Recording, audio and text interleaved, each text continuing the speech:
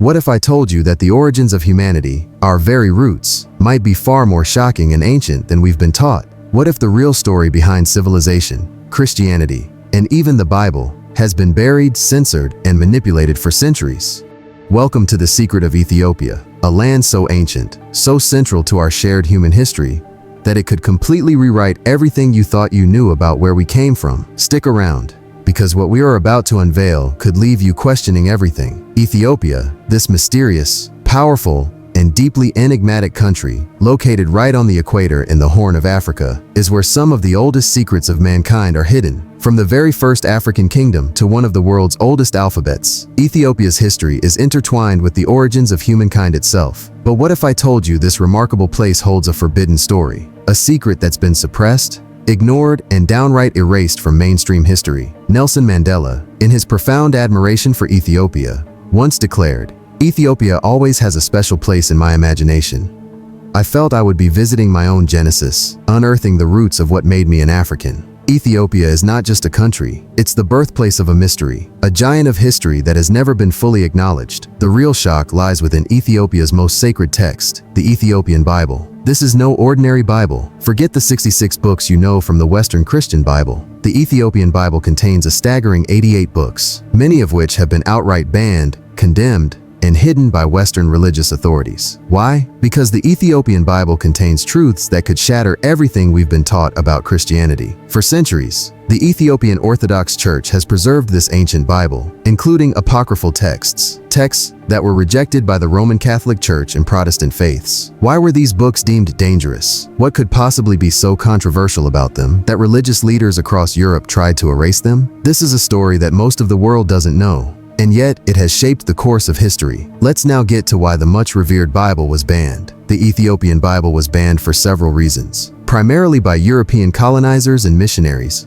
during the 19th and 20th centuries.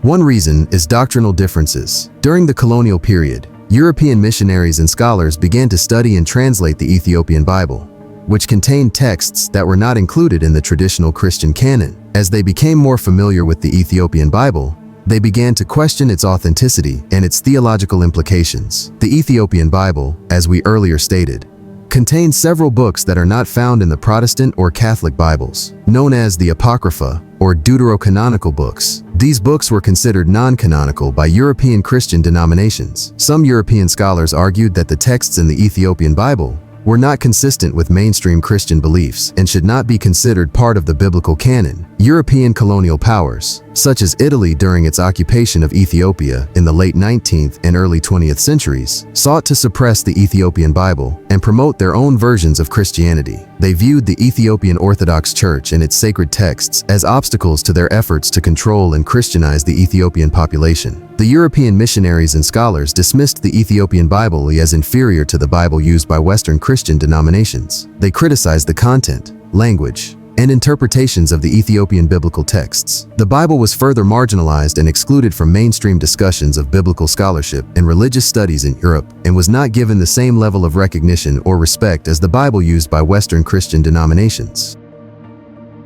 Another reason for banning the Ethiopian Bible is the Europeans' desire to control and dominate Ethiopian territory. The European colonizers, particularly the Portuguese, sought to exert control and domination over the Ethiopian people by banning the Ethiopian Bible. They aimed to suppress the indigenous culture and traditions of the Ethiopian people and impose their own cultural and religious practices. They viewed the Ethiopian Bible as a symbol of resistance to their authority and saw it as a threat to their efforts to convert Africans to Christianity and impose their own cultural and religious beliefs. The clamor for the Ethiopian Bible's ban was an attempt to undermine Ethiopians' traditional teachings and customs. This was done through missionary activities and the establishment of European-controlled churches and schools, which aimed at promoting European values and ideologies over those of the Ethiopian Orthodox Church. Hence, banning the Ethiopian Bible was a way to assert control over the Ethiopian Orthodox Church and its followers. Furthermore, missionary activities also necessitated the banning of the Ethiopian Bible. European missionaries viewed the Ethiopian Orthodox Church as a rival to their own efforts to convert the Ethiopian population to Christianity. The missionaries, particularly those from the Roman Catholic and Protestant traditions, viewed the Ethiopian Bible with suspicion and strove to suppress its use among Ethiopian Christians. They believed that the inclusion of apocryphal texts in the Ethiopian Bible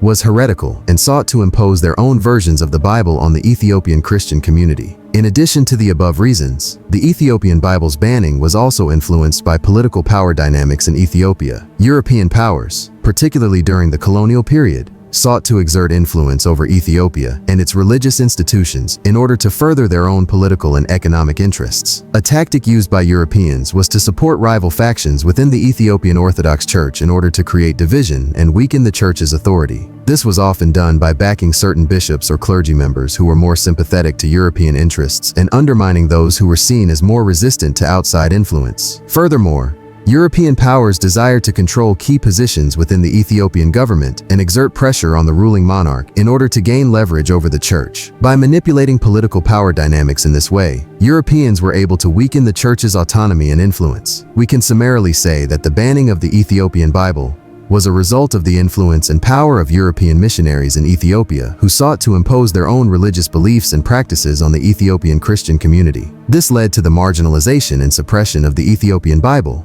which continues to be a source of controversy and debate among scholars and theologians. In the 19th and early 20th centuries, European missionaries and scholars lobbied for the banning of the Ethiopian Bible, arguing that it was heretical and should not be circulated among Christian communities. They actively worked to ban the Ethiopian Bible and replace it with their own translations of the Bible. They pressured Ethiopian rulers and church leaders to adopt their versions of the Bible and to suppress the use of the Ethiopian Bible. This pressure eventually led to the Ethiopian Bible being banned by the Catholic Church in the early 20th century. The banning of the Ethiopian Bible was a way to undermine the authority of the Ethiopian Orthodox Church and promote European missionaries' own brand of Christianity. The books of the Ethiopian Bible that were banned are known as the Apocryphal or Deuterocanonical books. These books include the books of Enoch, Jubilees, Tobit, Judith, Baruch, Sirach, Wisdom, 1 and 2 Maccabees, and many others.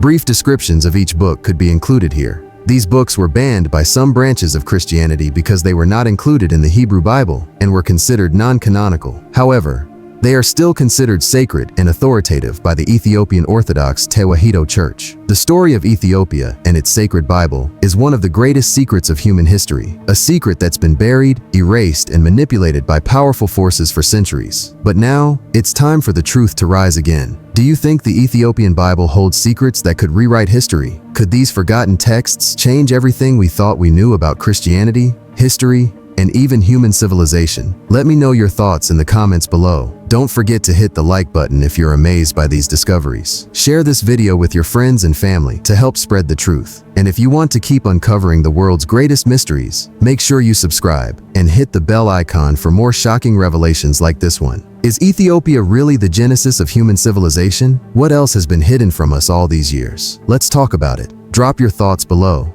and stay tuned for more as we uncover the hidden truths of our world.